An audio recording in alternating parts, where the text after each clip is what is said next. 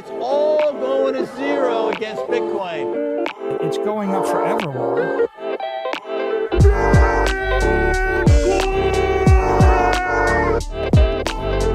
You're against Bitcoin, you're against freedom. Yo, welcome to another episode of Simply Bitcoin Live, your number one source for the peaceful Bitcoin revolution, breaking news, culture, matic warfare. We will be your guide through the separation of money and state. Today's a very special episode. Nayib Bukele has won re-election in El Salvador by a historic margin. Last time I checked, he won 87% of the vote. Well, can you look at that? Like a president, a president, a politician who actually says the things he's going, the things that he promises on campaign, and look, he gets reelected for it. Look at that. It's very interesting. Of course, that doesn't stop the legacy media from going absolutely bonkers. There was a week before, there was attacks from multiple outlets, not only multiple outlets, but also a political attack as well. There is a U.S. representative that tried to, and I'm going to say very strong wording, but it's the truth, interfere in the election of El Salvador. So we're going to get to all that. We're going to cover the details. Nayib Bukele also had some very strong words as to why he believed he was being attacked. Ladies and gentlemen, this is an example of democracy. This is the definition of democracy, even though the detractors of Bukele, the people that were hating on Bukele, one of the excuses that they continued to use was that Nayib Bukele was a threat to democracy. If you win 87% of the vote, isn't that an example of democracy? Well, I believe it's because they define democracy differently, and Nayib Bukele gets to that. We'll explore all of those topics, of course. And we also have a very special guest. We have Trey Sellers. He is the VP Enterprise Sales at Unchained. We're super happy to have them. Happy to have him. We're going to talk about Unchained, of course. And during the numbers, we're going to talk about inflation, right? The continuing gaslighting that continues to happen, not only from the legacy media, from the central bankers, and also from the politicians. Well, I don't think that they'll be able to get away with that for that much longer. I think the Overton window is shifting. People are starting to wake up to the reality of what is inflation, and most importantly, what is money? Does the money need to decrease in purchasing power in order for it to exist? That's a very important question. I don't think governments have a really good answer to that. Anyways, no more delay. I do want to bring up my co-host, always optimistic. Opti, you looking good today, bro. What's up? How you doing? I don't know. Another day in paradise, man. Life's good. Life's great. Everything's good.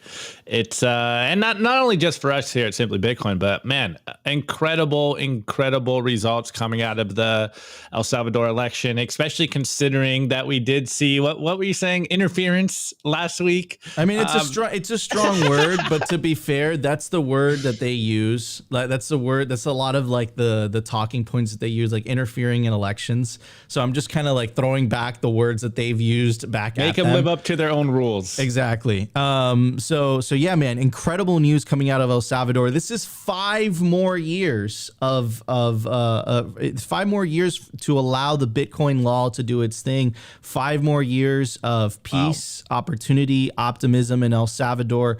I saw a joke by Max Kaiser. I remember the saying, there's always a little bit of truth in every joke.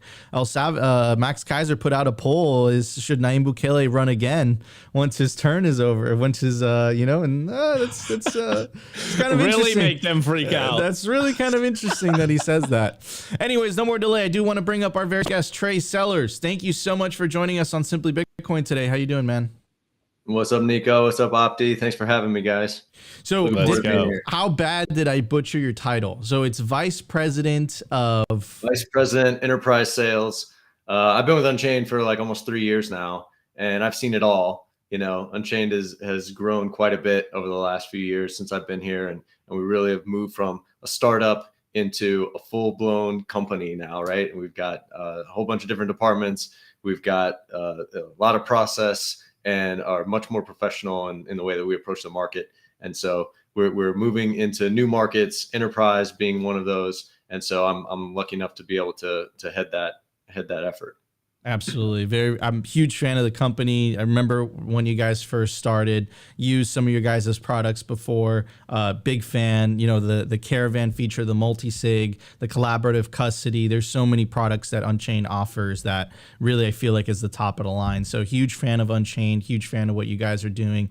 And overall, it's going to be a great episode. Opti, could you cue the audience, maybe drop some little hints about what we're going to talk about during the culture? Well, it's going to be all things Unchained. So if you have ever wondered what they're doing at Unchained, why you should maybe consider them, we're going to get into the nitty gritty today about you guys making sure that you're custodying your Bitcoin correctly for the future and for the long term. 100%, 100%. All right, ladies and gentlemen, before we do jump into numbers, I want to very special shout out to our flagship sponsor. And of course, I'm talking about Bitcoin Well. Buy real Bitcoin. Bitcoin Well is the self-custody Bitcoin platform on a mission to enable independence. Bitcoin Well is the first Bitcoin on-ramp to enable Bitcoin self-custody by default. So that's right. You have to take self-custody to use the Bitcoin Well platform. We're very, very excited to partner with them. This is just the beginning. And also they want to take your feedback as they build out the platform and as they expand into the United States. So guys, check out bitcoinwell.com today. No more delay. Let's jump straight into the numbers. We have a lot to talk about. Let's check it out. The Bitcoin numbers.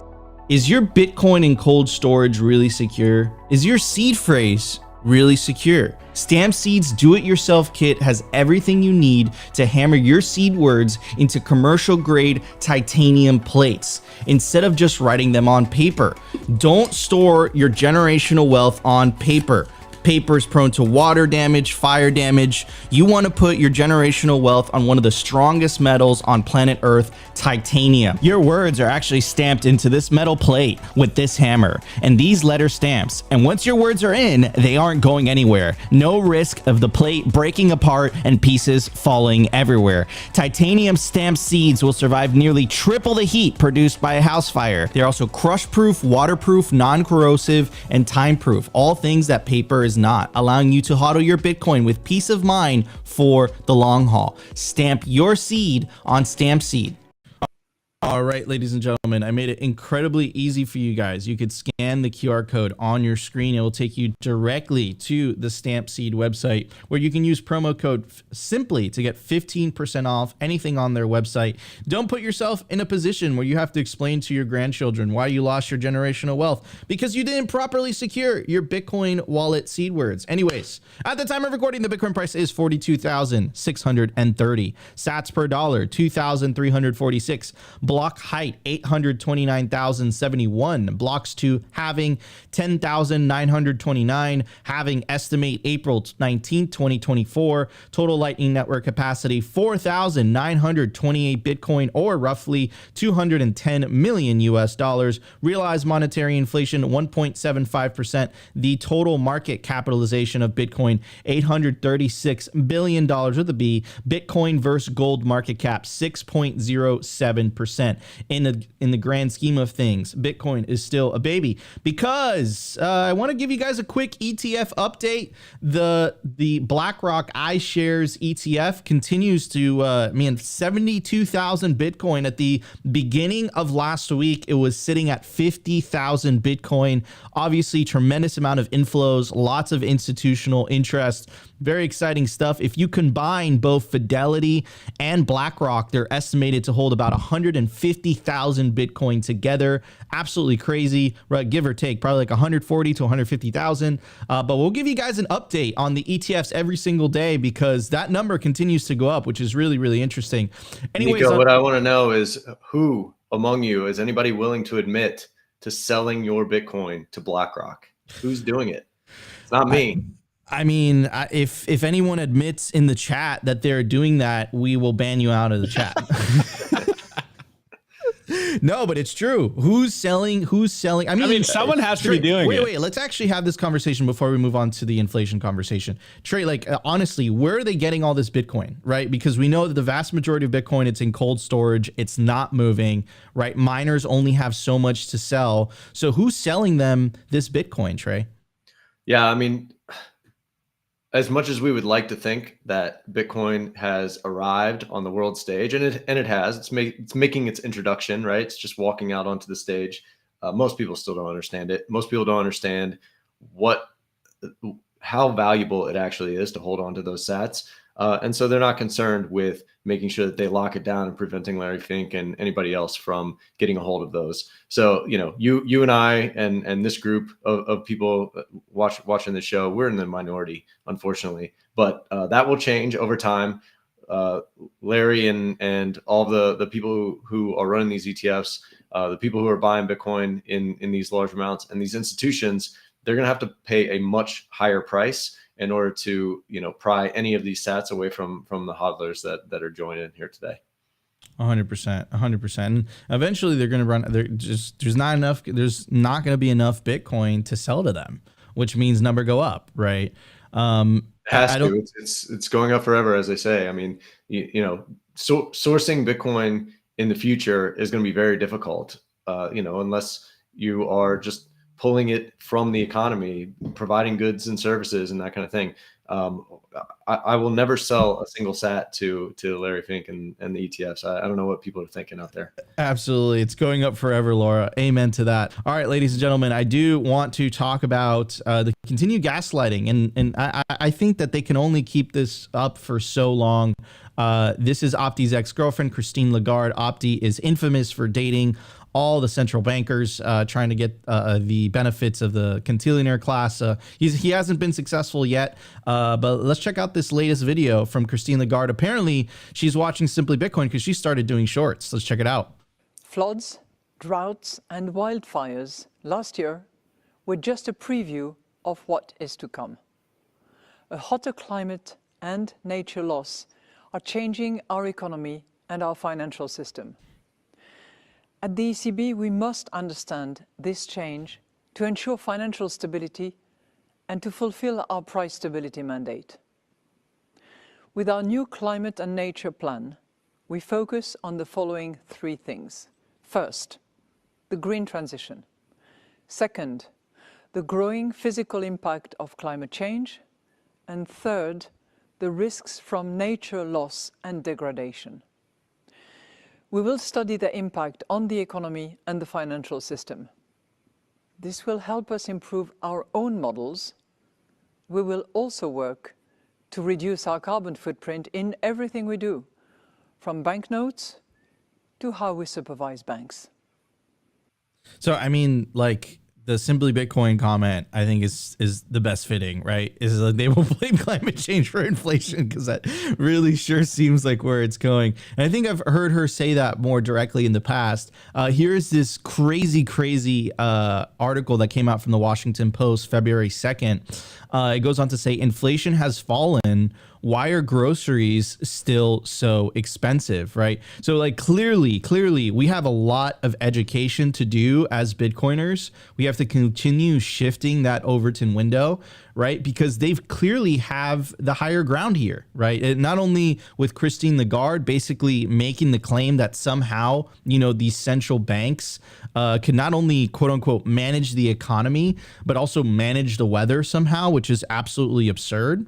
And then here, I think is a really important point. And then we've seen the current, regardless of Democrat or Republican, you guys know we're apolitical on Simply Bitcoin. We don't lean left or right, blue, red. We are on the side of the party of orange versus the party of green. Anyways, so I do want to highlight this, right? Which is inflation has fallen. Why are groceries still so expensive? So, and that's a narrative that, the current administration has used, right? We've tackled inflation. Inflation has come down. Just because inflation has come down, all that means is that the rate of which prices are increasing is slowing down. But that does not mean that the prices are going to go back down to where they were before.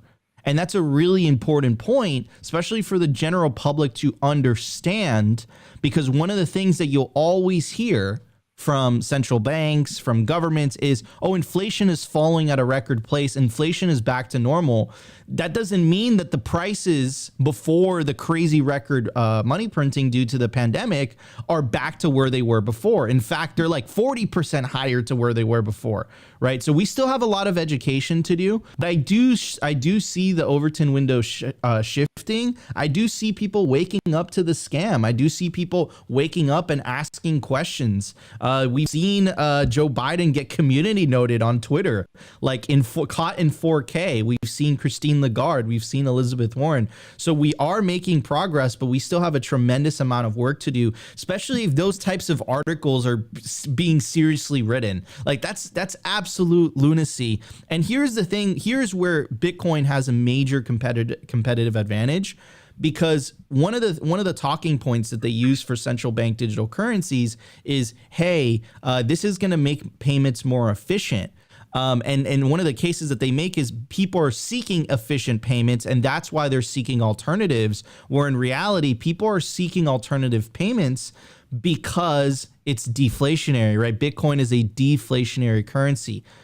That means your purchasing power increases over time versus your purchasing power decreasing over time, which is what fiat currencies will ensure that you do if you hold them for long periods of time. So anyways, Trey, you guys are doing some great work at Unchained. You guys release a ton of educational material. Does it surprise you at all? You know, this type of, I'm going to call it for what it is. This is gaslighting. This is pure gaslighting. They must think we're stupid. And maybe we are in a way. Maybe we were stupid pre-2009. Anyways, what's your take? Yeah, well, I watched Jay Powell on the 60 Minutes interview that he did last night. I was actually surprised to hear him say, we do not expect that those prices that we had before, 2020 are actually going to come back down. Yes, inflation has dropped, but he's actually, telling the truth to say, look, you're never going to see those prices actually come back down. And that is because of all of the money printing that happened throughout those years. I was kind of surprised to see him admit that. But it is par for the course. You're absolutely right that, they control things through narrative. People need stories. People need to hear the definitions of words over and over again in the framing that those people who are controlling all of this need them to hear it so that they will go along with it.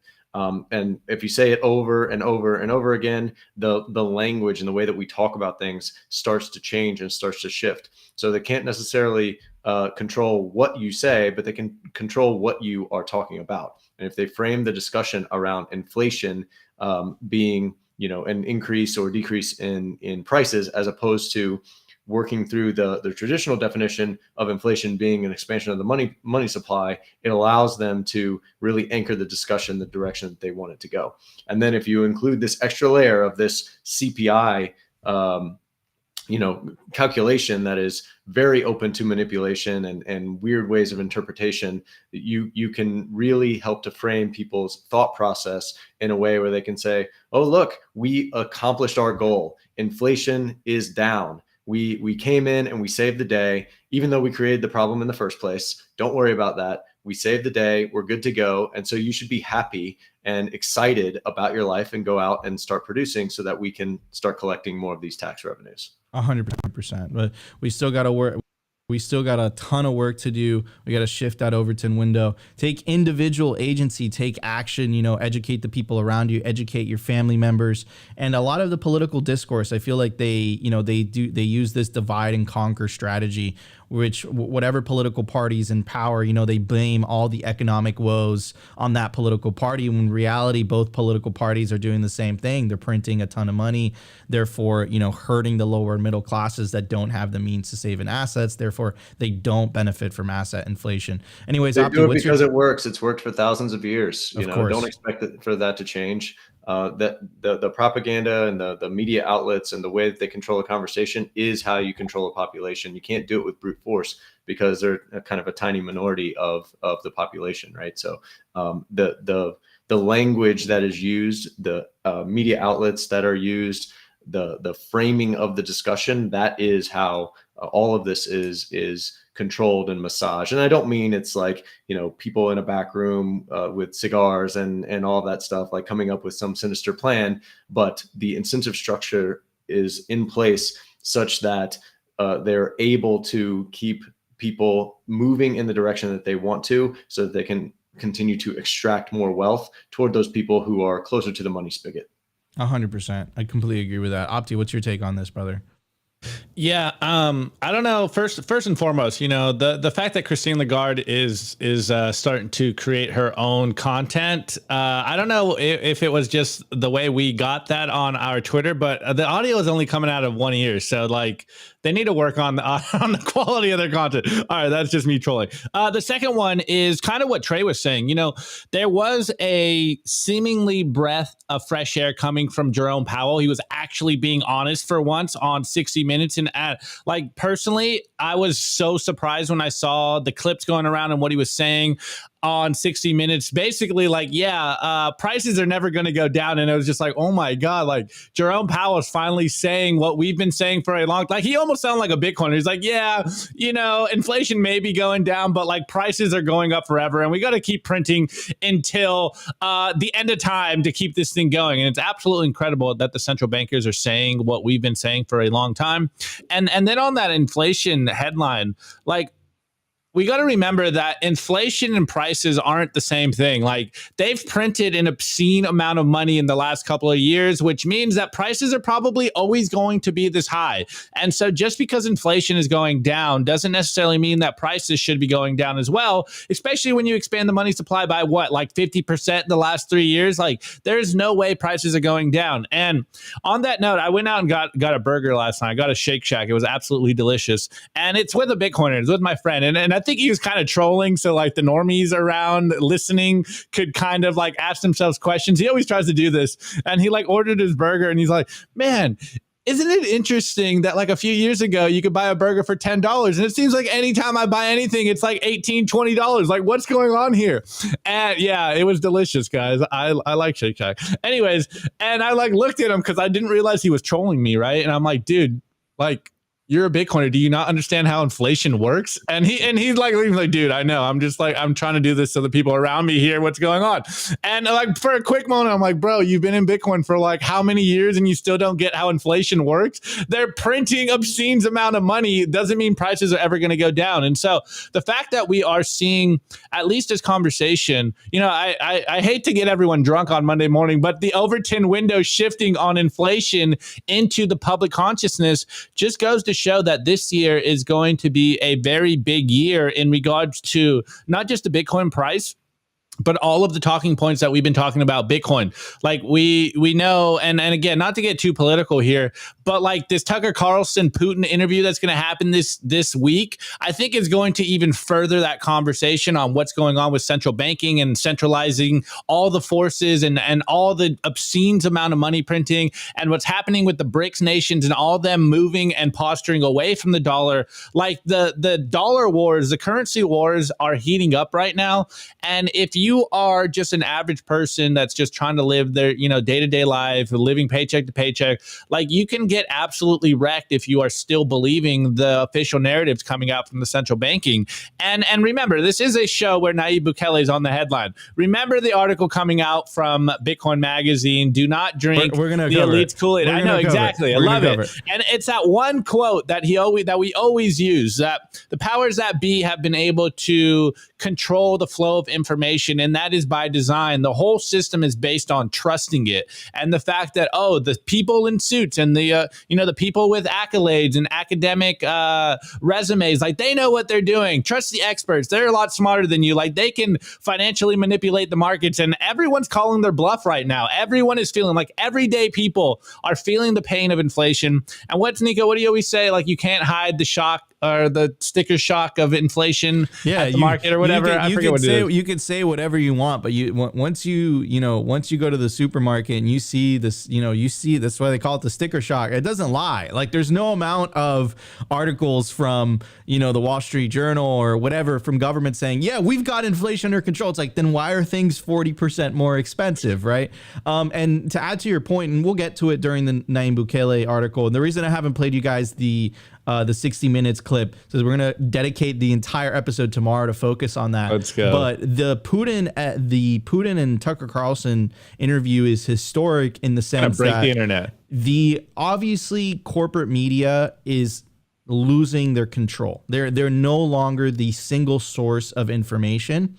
And I think that's going to really, really change the discourse in people. I think people are more and more seeking their information from independent media, which isn't co-opted, which isn't captured. And that completely changes the discussion, and that completely shifts the Overton. It shatters the Overton window, in fact. Anyways, everybody. Wait, Nico, before we go, I feel it'd be a missed opportunity if we don't say my favorite inflation metaphor. It's like, just because you're getting fatter at a slower rate doesn't negate the fact that you're still getting fatter. This is what these inflation numbers are about. Yes, the inflation's going down, but they're still expanding the money supply. It's like, yeah, it sounds good. You were losing you were gaining 5 pounds last month, but this month you're only gaining 3 pounds. It's like, that's good. I applaud you, but you're still getting fatter. This is how you should be thinking about the inflation numbers. 100%, it is a bit of a dangerous game, right? When you're talking about inflation's going down, but as you said, people go to the grocery store and they're trying to buy a steak or trying to buy whatever they're getting on a regular basis. You can't hide the fact that price is so much higher. And people are wondering, is this going to ever come back down? Are my wages ever going to catch up to it? It's very difficult to hide that when you tell somebody, hey, you should be happy right now because we beat inflation. They're not happy. They're not happy with the fact that they're paying double what they used to.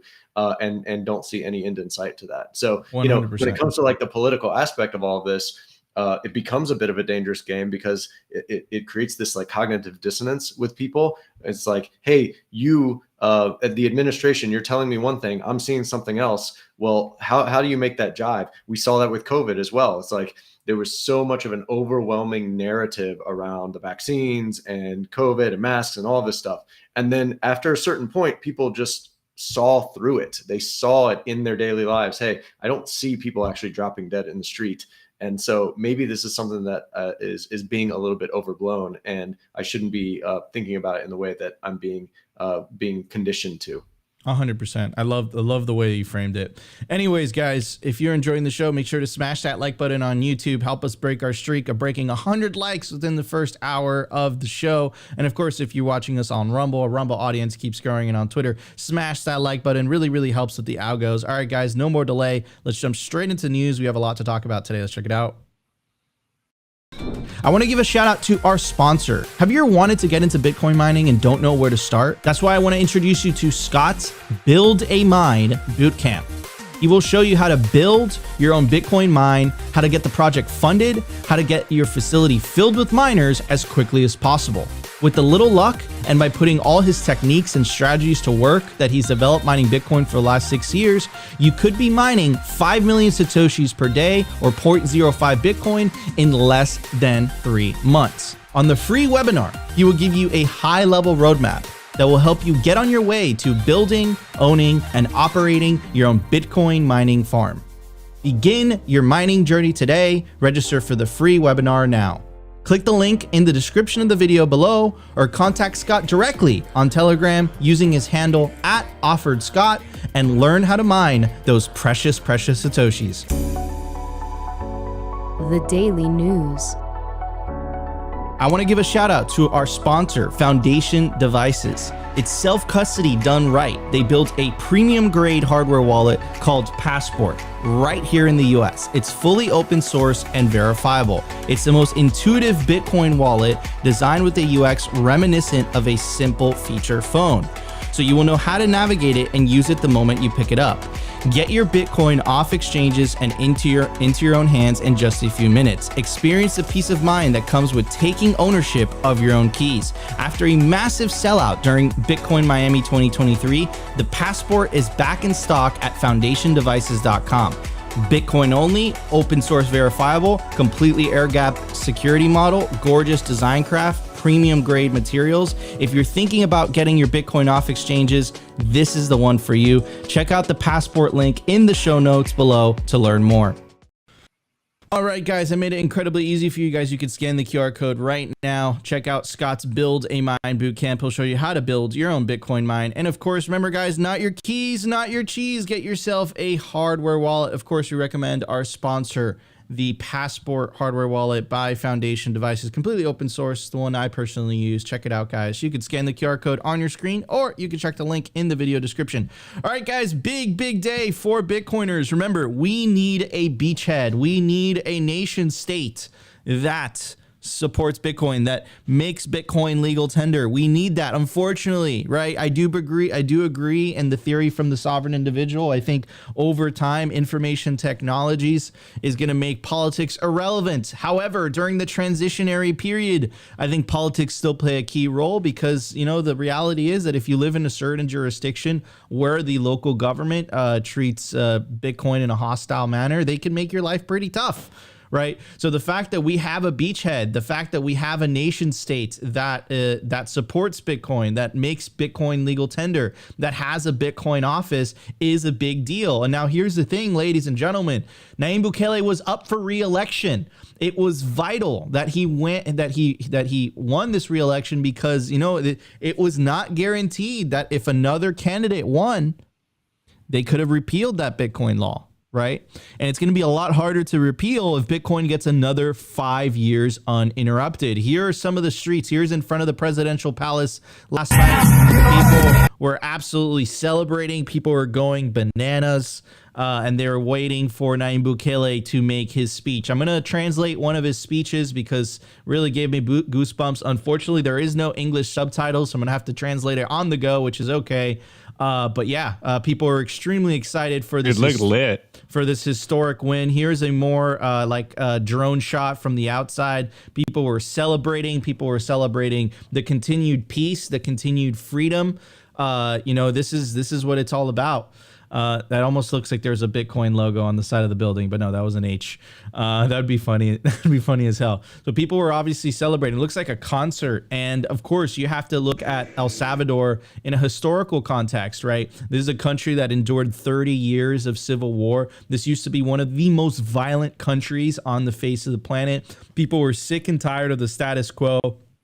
The left-wing party, the FLMN party, and the right-wing party, the Arena party, they kept who was voted into office, regardless of the party. Nothing changed. People were sick and tired of it. Nayib Bukele's party, literally called Nuevas Ideas, which translates to new ideas in English. He came in there and he actually started doing the things that he was elected to do, which was, make the country safer, make it more business friendly to attract investors, to attract Bitcoiners. And he did just that. And the people are rewarding him with re-election. This is a historic landslide. He won the vote by 87%. If you compare that to the US, or if you compare that with Javier Milei in Argentina, Javier Milei only won by it was 5-6%, right? He won 55 or 56% of the vote. Nayib Bukele won 87% of the vote. If you take a look at this from a from an electoral standpoint, this is a landslide. This is a complete and utter landslide. No other opponent even broke 5%. Right. So clearly the people of El Salvador have spoken, but that doesn't stop the legacy corporate media from releasing their propaganda a couple weeks before the election. Right. Take a look at this Bloomberg article. This is sending a sign. Right. This is a very, top picture at the very top. Take a look at how this is framed. A brutal crime crackdown is emboldening leaders across Latin America. Nayib Bukele has brought violent criminal gangs to heel in El Salvador. While that's made the country safer and him extremely popular, his strongman tactics have come at the cost of civil liberties, right? That's like a certain narrative. And of course, put that with the picture. Like, it's a very, very, like, it's very, very strong. And if you take a look at The Economist, by the way, I searched Nayib Bukele, I searched The Economist and Nayib Bukele. Take a look at how many times they posted this. These are multiple posts. This is February 2nd, February 3rd, right? February 4th. They're posting this consecutively, right? And then the from the quote, it says the powers El Salvador president has amassed are enough to cow the press, the judiciary, and his opponents. When reelected, which he is certain to be this weekend, he will no doubt continue to dismantle checks and balances. Under Nayib Bukele's rule, normal life has returned to bullet pocket neighborhoods of El Salvador, but ahead of Sunday's election, there are enormous downsides to his approach. El Salvador's president has brought peace to a country previously terrorized by criminal gangs, but he has also used his crusade for public order as an excuse to move towards authoritarianism. This is clearly, the press has an agenda. Why are they so terrified of this guy? I think that's the question, and I have a very simple very simple answer to this. And also, this holds a very special place in my heart as a Latin American myself, as a first-generation immigrant. The reason that they hate El Salvador is not only does it prove that their solution to the violent crime, which is rampant all over Latin America, works, but that some of the politicians themselves are partners with the criminals themselves, right? And I think this embarrasses a lot of other Latin American countries, and I think this embarrasses a lot of leaders in the United States as well. And of course, they're using, their allies in the media to try to convince people of just that, but it's not working. Even representatives of the U.S. Congress are going out, and this is Representative Omar. She said, I led members of Congress in sending a letter to Secretary Blinken urging actions on threats to democracy in El Salvador. How are they defining democracy? This is literally democracy for you.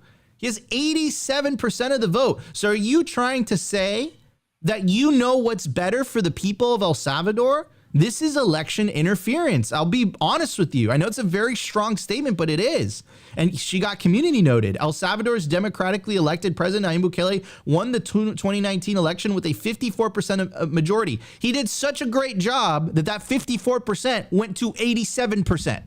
Under his leadership, El Salvador's murder rate has fallen 93%, and he currently has a 91% approval rating amongst El Salvadorian citizens. How are you defining democracy? This is literally democracy at work. Anyways, and of course, Nayib Bukele is aware of that. In his victory speech, which obviously we don't have the time to play the entire thing, he titled it, if you translate it from Spanish to English, says true democracy, right? And I'll get to a part of his speech in referencing actual democracy. I don't know if I'll have time to play the entire thing, but I'll try to translate some of it. Me decía un periodista español. So a Spanish journalist told me. Un saludo a todos los amigos españoles. Greetings to all my Spanish friends. Buenos. Me decía un periodista español de un periódico. Bueno, Lo País. So he's referencing that there's a Spanish journalist coming from the publication. It's called El País, and he had a question for Nayib Bukele. Me decía un periodista español, ¿por qué quieren desmantelar la democracia? Why do you want to dismantle democracy? Right? So you could see that regardless of the international, whether it's Bloomberg, whether it's The Economist, even a legacy media outlet in Spain, it's the same question. Why are you dismantling democracy? Check out Nayib Bukele's response. Yo le dije, ¿pero de qué democracia nos estás hablando? Of what democracy are you talking about? Democracia significa el poder del pueblo. Democracy signifies the power of the people. Demos y Kratos. De ahí viene la palabra democracia. Demos y kratos. Demos significa pueblo. The word democracy comes from demos kratos. Demos signifies pueblo, which means the people. Y kratos significa poder. Kratos means power, so power to the people. Significa el poder del pueblo. Y si el pueblo salvadoreño quiere esto, ¿por qué va a venir un periodista español a decirnos? And if the Salvadorian, this gives me chills, and if the Salvadorian people want this, why is a journalist from Spain coming to my country and dictating to me what is democracy? Very, very FU statement from Nayib Bukele. And you have to ask yourself, why is this happening? Well, I'm going to show you two examples. One is kind of a meme from Walker America. Shout out to the crypto couple. And here is an article that Nayib Bukele wrote himself. And it goes on to say the most vocal detractors, the ones who are afraid and pressuring us to reverse our decision, are the world's most powerful elites and the people who work for or benefit from them. They used to own everything, and in a way they still do. The media, the banks, the NGOs, the international organizations, and almost all the governments and corporations in the world. And with that, of course, they also own the armies, the loans, the money supply, the credit ratings, the narrative, the propaganda, the factories, the food supply. They control international trade and international law. But their most powerful weapon is the control of the truth. And they are willing to fight, lie, smear, destroy, confiscate, print, and do whatever it takes to maintain and increase their control over the truth and everything and everyone. And here is a kind of like a meme article from, of course, it's Dick Cuckerson. Of course, this is Walker America making fun of a legacy media outlet. And it's from The Economist. And this is all meme, by the way. This is an actual article. And it says the disastrous implications of stability in Latin America is the headline. And this is when Americans start raising questions about all the gang crime, poverty, and political corruption in the United States of America. U.S. politicians and their media allies have deployed the same successful strategy for decades. Remind U.S. citizens how much worse it is in Latin America. It's not lying per se. It's just a tactic used to ensure Americans don't start demanding true reform. After all, the grass is always greener on the side with the best propaganda. So, hit the nail on the head. And I just got to say this. What El Salvador wasn't even on. I'm going to make myself full screen. And Trey, I apologize beforehand. Where was fucking El Salvador before the Bitcoin law? No one gave a flying fuck about El Salvador. It wasn't even on the map. Why do they all start to care now? Well, it's because it makes them look bad. Walker America put it perfectly. It makes them look bad. This is what it's all about. How dare this Spanish reporter go and question Nayib Bukele about him dismantling democracy, even though that is like the most historic landslide in terms of elections I've ever seen in my life. 87%. This guy's the most popular president in the Americas, and it's because he was elected to do the thing he promised the people, and he actually did the things that he promised he said he was going to do. And that makes politicians look bad. That's what it's all about. I think it's not that El Salvador is a threat to democracy. I think El Salvador is a threat to the status quo, not only because of the Bitcoin law, but also because of Nayib Bukele's leadership. All that being said, I just got to say, Nayib Bukele is a politician after all. Absolute power does corrupt. Absolutely. We have to keep an eye out. But so far in his first term in office, he's been absolutely crushing it. And you cannot deny that he's improved the lives of the vast majority of the El Salvadorian people. And as a Latin American myself, coming from a country that was absolutely destroyed by a terrible government, Venezuela, this is inspirational. And the fact that you see lines going around the block in different cities all around the United States of El Salvadorians excited to elect this guy back into power. That's why the media is attacking him. That's why the politicians are attacking him, because it makes them look bad. It's an alternative system, which is clearly working, and it's better. Anyways, I want to get Trey's opinion on this, and we'll move on to Opti.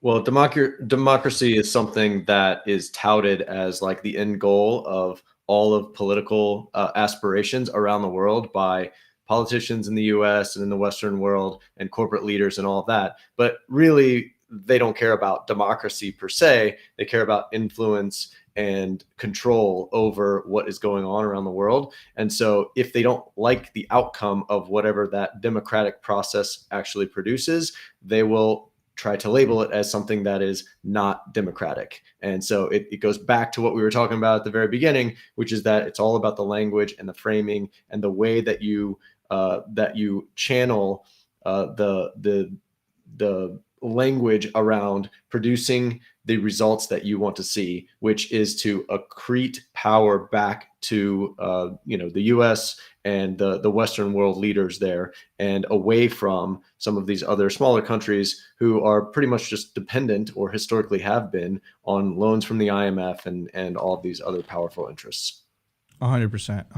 Opti, what's your take on this before we move on to the culture? Yeah, I mean, first and foremost, we say it all the time, like Bitcoin seems to expose the fake news for better or worse. And Nayib Bukele has done a great job at exposing the same fake news apparatus that pushes these agendas.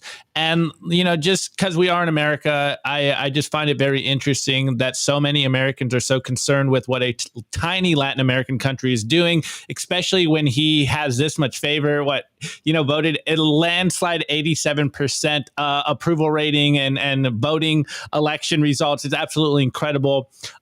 Personally, I think Americans in any country at large should really be focused on what's best for their country. And Nayib Bukele is an example of this. He's doing what's best for his people. And how dare a president make their citizens safe, healthy, and wealthy? This is unheard of. What kind of psychopath is he? Obviously, I'm being sarcastic, but our politicians don't do this. And here we are, concerned about what's going on in El Salvador. It's absolutely ridiculous that this is where we are right now. And, kudos to Nayib Bukele and all the people in El Salvador. This is definitely a win for freedom, a win against tyranny, and a win against this global agenda to have everyone controlled and in a single hegemony, and making sure that they're all under the boot of, the giant central bank apparatus. So I think this is not only a huge win for El Salvador, but for every freedom-minded person in the world. And man, just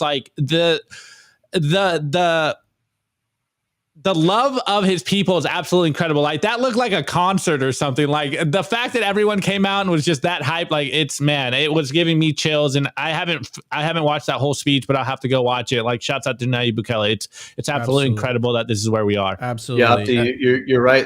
The Western countries, the US in particular, we've got a lot of problems internally. So why are we focusing on some other country that's in Central America that, we should be focusing on our own affairs, fixing that inflation problem that we were talking about before, right? Yeah. And the crime and, the immigration problem that's been amplified in recent weeks.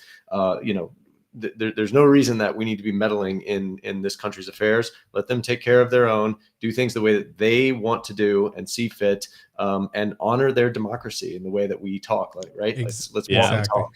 Exactly. Well, I want to point out something else real fast here, which is that we kind of hardly touched on the Bitcoin side of all of this, right? Yeah. Which is that Bitcoin just got another 5 years of runway in El Salvador to instantiate itself and really seep into the culture in a much more profound way.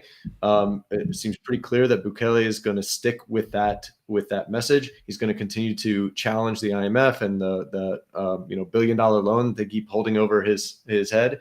And what's really interesting about this is that when El Salvador adopted Bitcoin, it was kind of at the top of the last bull market.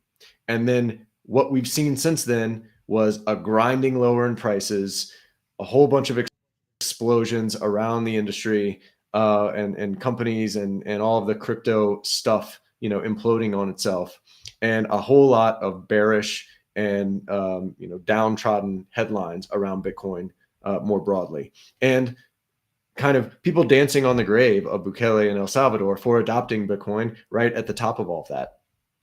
The script is completely flipped right now. We are getting ready to enter into the next couple of years of a bull market, and Bukele is going to come out looking like an absolute genius for adopting this Bitcoin strategy, it's going to accrue a ton of wealth into the country. He's already got the infrastructure in place to bring in more business and continue that adoption. And Bitcoin itself is much more ready to accept a large inflow of capital around the world, but also to start accepting a lot more in terms of payment infrastructure and payment flows that we will start to see when the bull market really gets into gear. So we're at a turning point. We're at an inflection point. We've got 5 years of Nayib Bukele in El Salvador pushing Bitcoin adoption, and right at the cusp of a bull market. It's going to be hugely, hugely bullish. 100%. 100%. That's literally why, you know, this is such a big deal. 5 more years for Bitcoin to flourish. 100%. All right, ladies and gentlemen, before we get to the culture, I do want to give a shout out to our sponsor, Bitcoin Evangelism. We have 10 million people to orange pill. Bitcoin Evangelism by Brian DeMint is an absolute beast of a resource for orange pilling no coiners and altcoiners alike. This is a book for Bitcoiners who know Bitcoin but have a hard time explaining it to their friends. It's a book for Bitcoiners who are trying to explain Bitcoin only to altcoiners. It's available on Amazon. You can check the link in the video description, or you can scan the QR code on your screen. All right, everybody, let's get to the culture. We have a lot to talk about. Let's check it out. Here we go. The Daily Culture.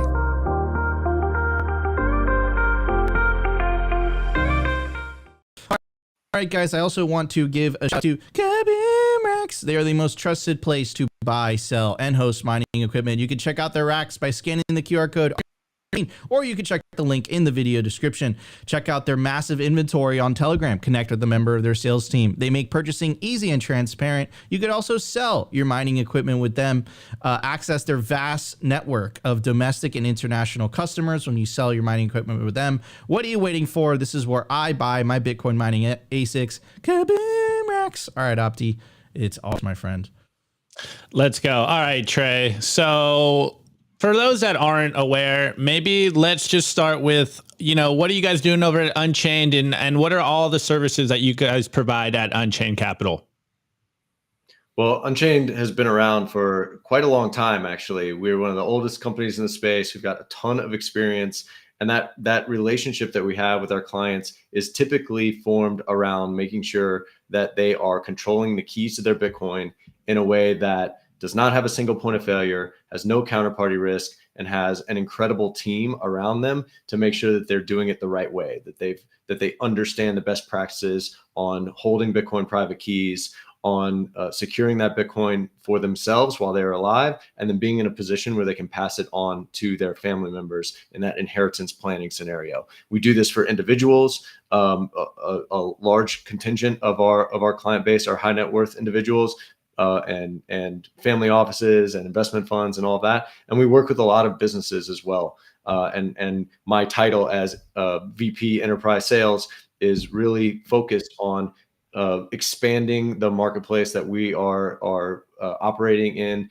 and providing this next level of Bitcoin custody options for people who are coming into the space and are looking for a way to own Bitcoin outright, the real thing, not the ETF, and take advantages of all of the benefits that you get from owning real Bitcoin. And then around that, we have other financial services. I think of Unchained as a financial services company for a Bitcoin world.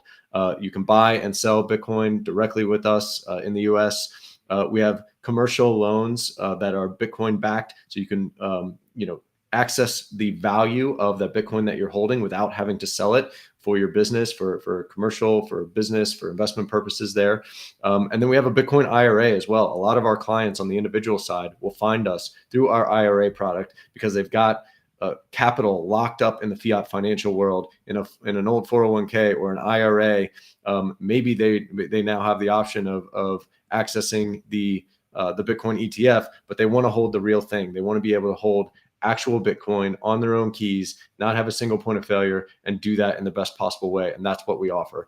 So that suite of financial services that are bridging the gap between Bitcoin and the fiat financial world allows for more capital come in, and for people to hold actual Bitcoin in a way that can prepare them for a long hodl period, and so that they can pass it on to future generations. Yeah, 100%. And I also, I've I love using all the different companies and their collaborative custody models, whether that's Nunchuk, Casa, Swan recently announced one, the Unchained. The Unchained is one of my favorites. And I'm not just saying that because Trey's here, but the UI, you guys have clearly put a lot of emphasis on the UI. The collaborative custody product is incredible. Also to verify, let's say, for example, I'm sure a lot of people are not familiar with this, but essentially what collaborative custody is you hold two keys and then a third party holds another key. And the reason that you'd want to use something like that is in case you lose one of your keys, you know that you can rely on a very reputable company like Unchained to sign for you, right? And one of the verification methods that they use is they make you essentially record a video and read like a certain thing. So it's to verify that it's you, right? To verify that it's you that is actually requesting Unchained to sign that. And also from a loan perspective, you guys do something extremely unique, which is you guys do it's kind of like a collaborative. No, I wouldn't say, it's like a collaborative loan type of thing where Unchained holds a key, another third party holds a key, and then you hold a key. And what's really interesting is when you use Unchained to do a loan, you put your Bitcoin as collateral. And unlike, certain companies, I don't want to name any names, that rehypothecated Bitcoin, when you put your Bitcoin as collateral with Unchained, that Bitcoin doesn't move. Like you see it in the Bitcoin address and that Bitcoin does not move, right? So obviously, from a trust perspective, there's still an element of trust, but I would rather use a product like Unchained instead of, another company that, puts all that Bitcoin in a pot. And it sure does take a lot of discipline for people not to use someone else's money to make money themselves. Which Nico, everything we build and everything we offer is built on this foundation of collaborative custody. That includes the loan product that we have. So as you said, you're using 2 of 3 multi-sig, and you as our client hold one of those 3 keys. So you can verify for yourself that the Bitcoin has not been moved. It hasn't been commingled with anybody else's funds. It has not been rehypothecated. It's sitting there purely as collateral for the loan. And that will give you the highest level of assurances that you're going to get the Bitcoin back at the end of the loan term. It's a really incredible product. We really pioneered this collaborative custody model around our loans and then expanded it into the custody world. And beyond that, you mentioned collaborative custody. It is absolutely true. And the best way to hold your Bitcoin is to actually have unilateral control over it, where you are holding the private keys. There's no better way than in this collaborative custody model where you can control 2 keys and Unchained controls the third. We're in a position to help you recover in case something happens to one of those 2 keys, or if something happens to you, that inheritance scenario pans out. That's where we are so much benefit to your family member to make sure that the Bitcoin can securely move in the direction that your estate plan is dictating. But there are other models outside of just that pure self-custody model that are actually very beneficial. And sometimes that self-custody model is not really within reach with certain individuals or with certain organizations. So when we think about an enterprise, a very large enterprise, a lot of times they can't hold their own keys. That might be a regulatory reason, that might be a compliance reason, it might be an audit reason. They may just not feel comfortable or ready to do that, but they can still get the benefits of collaborative custody by delegating the key management responsibility to other independent institutional key agents that work with Unchained and what we call our network of keys. And so we've got partnerships with a few other companies in the space that are adept at holding those keys on behalf of clients. They can hold real Bitcoin that's actual UTXOs that they can identify on chain. They have legal ownership over. They're not fully holding the keys, but they also don't have a single point of failure in terms of just trusting a custodian, qualified custodian or not. If you are trusting somebody with your Bitcoin, you've got a single point of failure. And if something or anything happens to that organization, your Bitcoin might be at risk. And so you want to eliminate that counterparty risk to the degree that's possible. And you can do that by distributing the key management responsibilities across multiple institutions. That's where a lot of enterprises are going to be going. That's where we're going to see a huge amount of people coming into the space and wanting to get access to Bitcoin in a Bitcoin native way, using functionality that is built into Bitcoin that was made for this asset, which can't be done with gold, can't be done with stocks, can't be done with fiat, can't be done with real estate or any other asset out there. It's unique to Bitcoin, and you want to lean into that and be able to get the benefits of holding actual Bitcoin without any single points of failure. 100%, and it's something unique to Bitcoin, right? Because you can't do that with the traditional finance. You can't, right?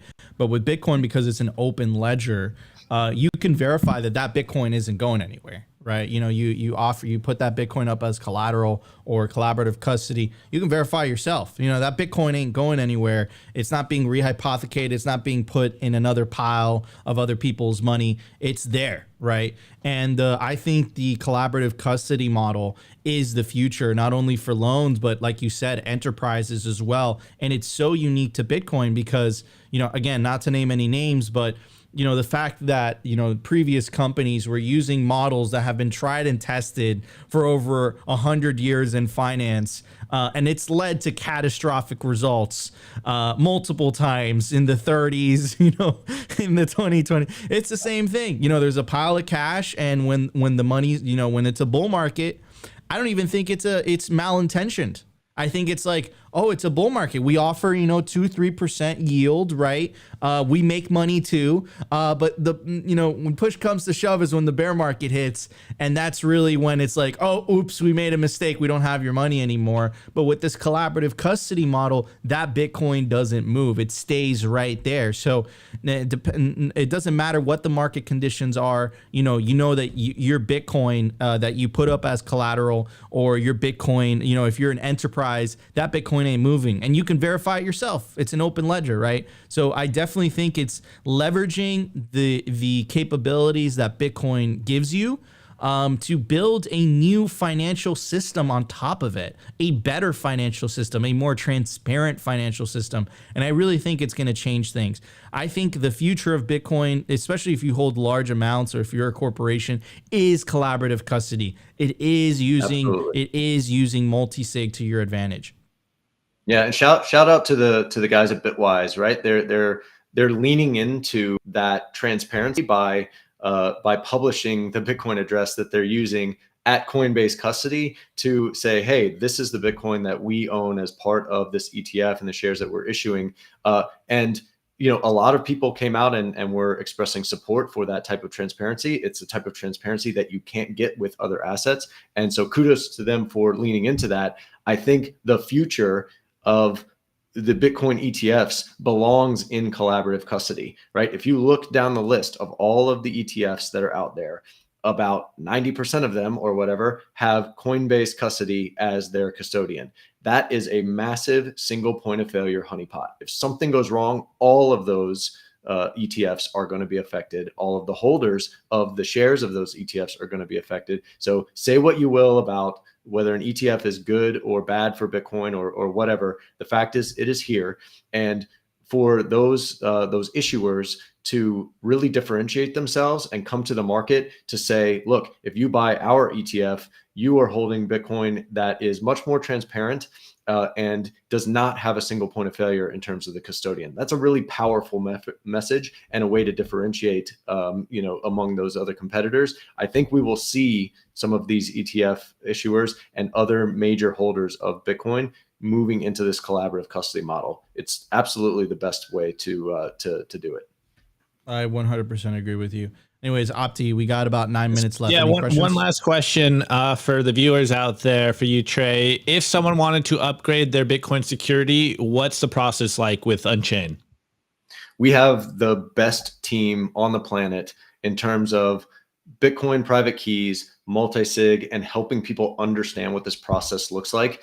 We've got a couple of different options. Our premium option is called Unchained Signature. It's everything that an individual would need for their Bitcoin journey, not only when they're getting up to speed and getting everything set up, but in an ongoing fashion, right? So we do regular health checkups with our clients. We have exclusive events. We have unlimited premium support. All of the things that you would need as somebody who's maybe holding a large amount of Bitcoin and is just coming into this and wanting to make sure you get the best possible experience. That is what Unchained Signature does.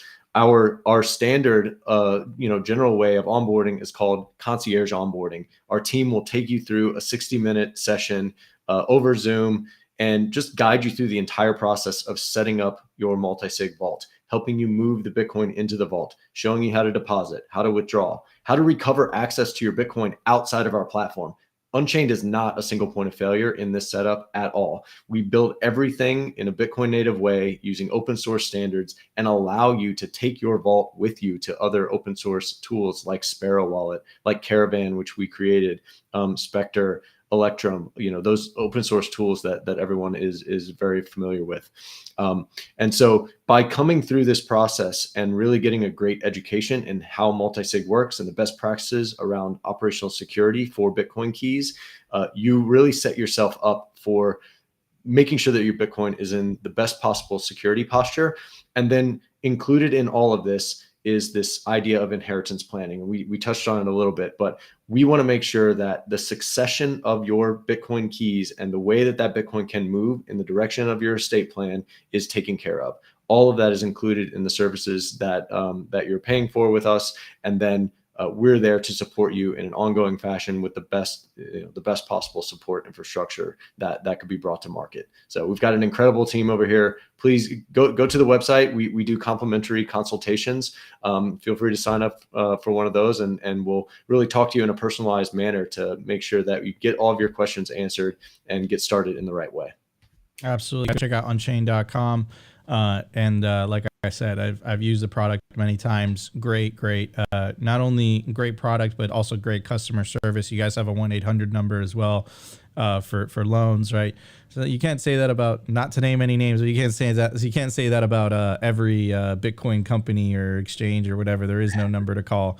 So definitely recommend it. Collaborative custody, the loan products are great. It's just a great company overall. They definitely put a lot of love and effort into it. And of course, it's a company of Bitcoiners, right? So Bitcoiners, we're all on the same mission. We all want hyper Bitcoinization. And I think you guys are definitely accelerating that with what you guys are building over there. So Trey, it's been an honor to have you on Simply Bitcoin Live. Really, really appreciate it.